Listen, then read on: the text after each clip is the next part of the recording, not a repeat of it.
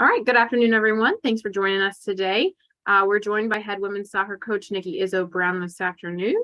Coach, if you just want to start us off with an opening statement, just kind of previewing our first road trip at Penn State, and then St. Francis on Sunday, whenever you're ready. Thanks, everyone. We're excited to get our first road test. Obviously, it's going to be a big one.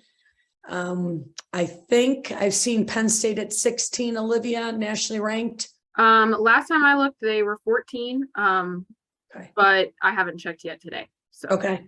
Yep. So we know it's going to be a huge test for us. Obviously, there's always that geographical rivalry between the two programs. So we're expecting to walk into the Lions' Den literally on Thursday and going to be tested, and then turn around Sunday and have St. Francis at home, and we don't take anyone lightly. All right, we'll open things up today with Sam Caniglio. Hey, Coach, how are you? Good, Sam. So Maddie and Emily both got their first goals at WVU on Sunday. How important is it for a newcomer to get on the board like that early in the season? It just enhances their confidence that they have the ability to do their job and to, put numbers on the board for us. So I was so pleased that, Emily and Maddie both, got on the board and were able to finish their opportunities.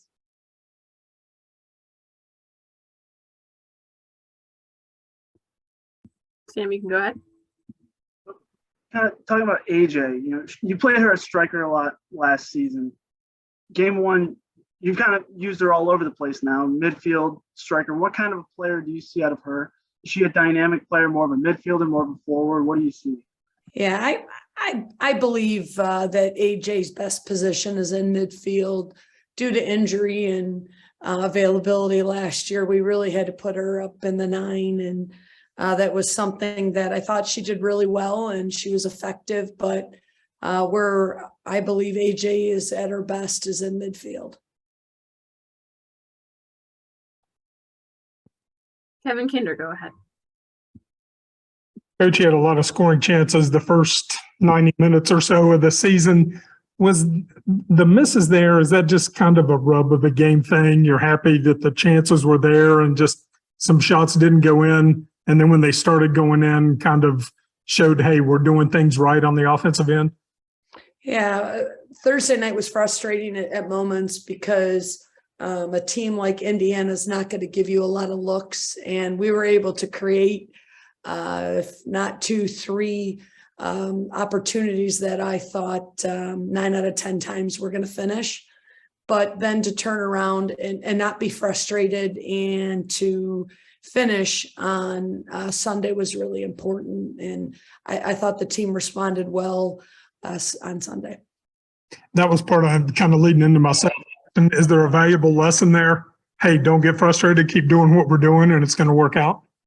Yeah, it's and I'll say this, and I say this a lot, that 18 box is the most coached box defensively.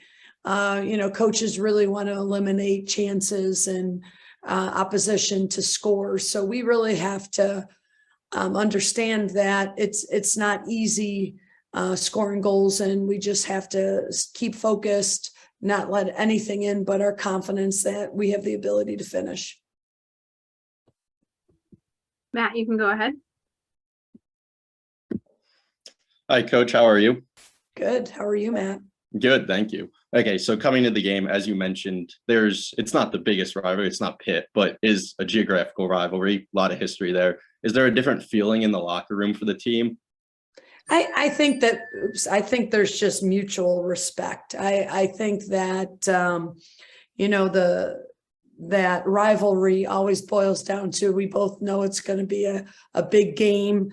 We both know what's at stake because both programs respect each other and what each other's done at a national level and at a higher level in the women's soccer, world. So I think that is definitely a huge game for us, as we've always had that that relationship and those games scheduled. Sam, you can go ahead. Coach, what was the biggest area of improvement you wanted to see between Indiana and St. Joe's, and did you see that?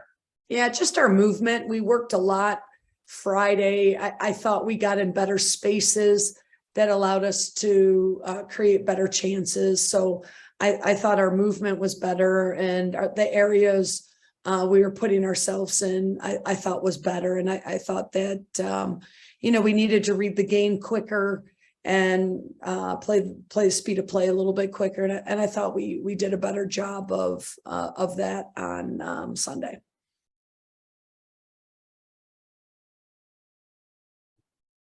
Sam, you can continue.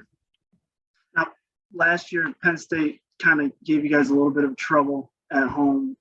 This year, you have largely the same 11, not the exact same 11, but very similar squad. Do you see the same out of Penn State? And can you go off what happened in 2021 when you prepare for the 2022 clash? I mean, of course, we know that they are so dynamic in the final third. I mean, and then they just picked up a transfer out of USC that's an All-American forward. So she's already proven herself. So we know how dynamic they are. And, they're always putting, goals on their opposition. So we know how dynamic they are, and definitely going to look at, that piece and what they were able to do to us last year for sure.